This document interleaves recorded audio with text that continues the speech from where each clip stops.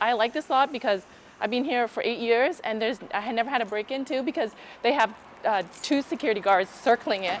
It says no pedestrians, but this is the safe way. So we're gonna pop on this side. Why do you take the ramp instead of the stairs?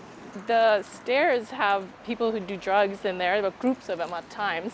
Can you just walk me through a little bit, like kind of what goes through your head every morning as you're making this walk? So kind of just walk really fast, watch on the ground so there's no like feces, needles.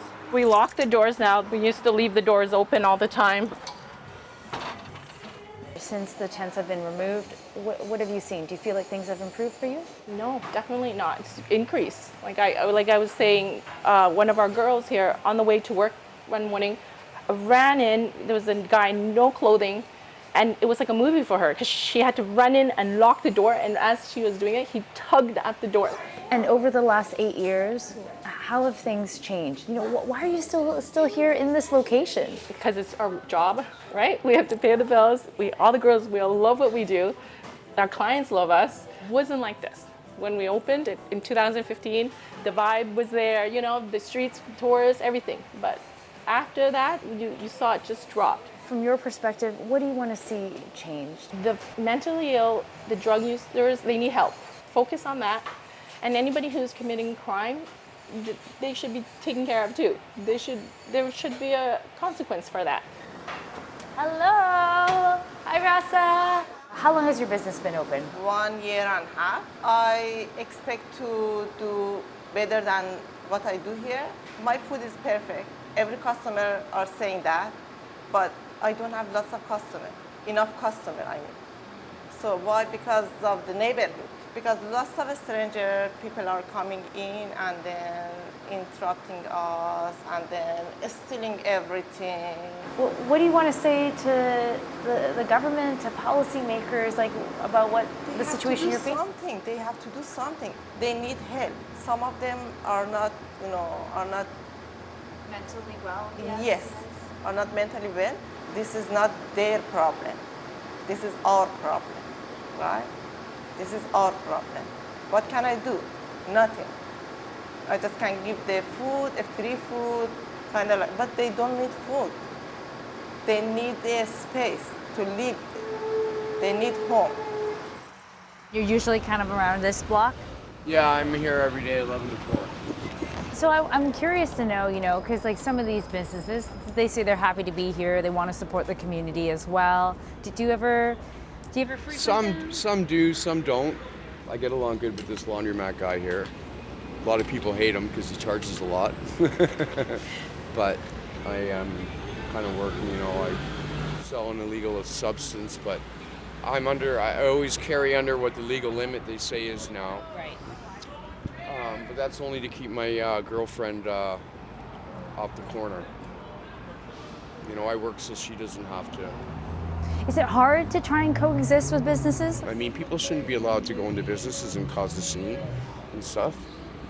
They should. There's a street f***ing Kermit the Frog just got $100,000. Hey, keep walking, man.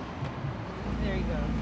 I know him. I see him all the Hey, time. you gotta- I think that kind of interruption is exactly kind of what some of these business owners say. Right? Yeah. But he's drunk, right? He's an alcoholic. I've never seen him drunk this early. So, that's kind of the way to deal with it. It's just to encourage people to move along, right?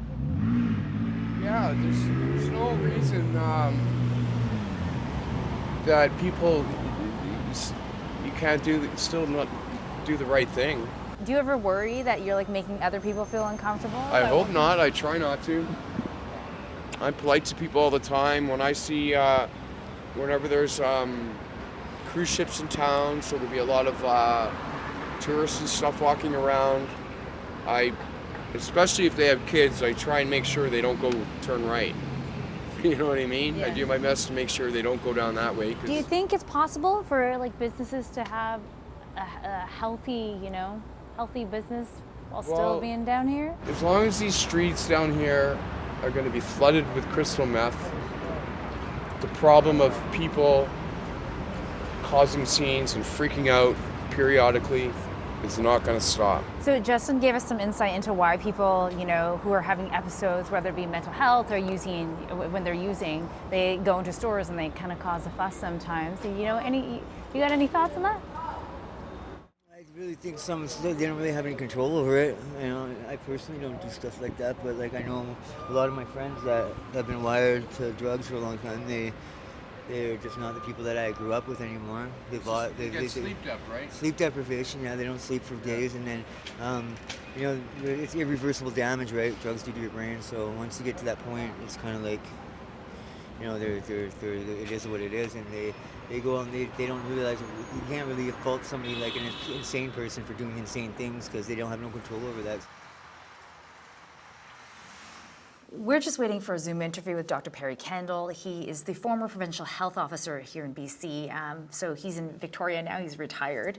And we're going to talk to him because, the problems on the Downtown Eastside are increasing. I think everyone would agree on that. But he was there back in 2000 when the City of Vancouver implemented this groundbreaking 4 pillars drug strategy, which included harm reduction. And there's been some criticism, of course, because with those problems increasing. So we want to ask him if he feels like the policy has lived up to its potential, and maybe why not. Recording in progress. I wanted to first off get from you, how do you think we're doing in terms of meeting the challenges of the people on the Downtown Eastside? The number of homeless people on the streets is increasing.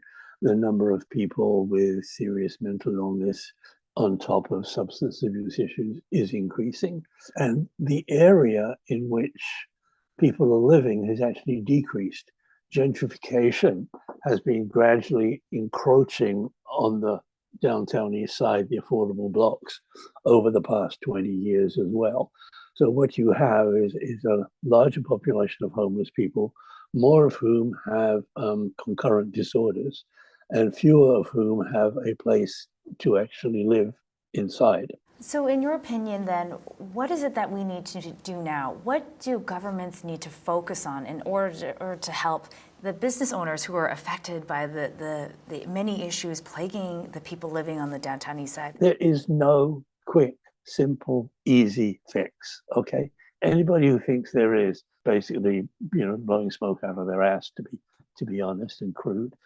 So there's no quick, easy fix. But in the background, we need to ask, can you think of any other policy that is killing British Columbians at the rate of 2,300 a year, right? Which is what our Controlled Drugs and Substances Act and our criminalization of certain drugs does. So we need to have a discussion around, is this really a sane policy or not? I think we should move to a regulated supply, but that's a big political leap. And let's increase our access to mental health care and primary health care, but that's not going to happen overnight either. Everyone's looking for solutions, and we're about to talk to Kevin Barlow. He's the executive director of the Hastings Cross Business Improvement Association, which basically oversees the entire East Hastings strip, as well as the 1 or 2 blocks north and south of it, including Linda's business and Ross's business. And he's pushing for solutions now. He's been working with vulnerable populations his entire career, so let's go have a chat. And so as the guy who's trying to advocate for essentially probably the toughest business neighborhood in maybe all of North America, what do you tell policymakers? Like, what do these businesses need in order to try and actually, cut it? It's tough out there. Yeah, I think one of the things we don't really understand is that even those people that are homeless are contributing to the local economy here. So they'll go into corner stores and buy cigarettes or coffee, that type of thing, I really believe that tiny homes, and there's other alternatives like retrofitting buses, and you can put them into either a parkette, like close off a block, put a couple buses there, and then you can house 20 people. They're away from buildings. I just think the city is not open enough to looking at those things because they're trying to create this smoke and mirrors where they're saying, okay, we've chased everybody out, now let's get back to normal. In talking to the businesses here, there are a lot of worries, there's a lot of fear, but at the same time, there's a lot of hope. People want to be in this community, they want to keep their doors open, and they want to see the community thrive. And the hope is that by speaking out, they'll be able to bring about change, not just for themselves, but for everyone here.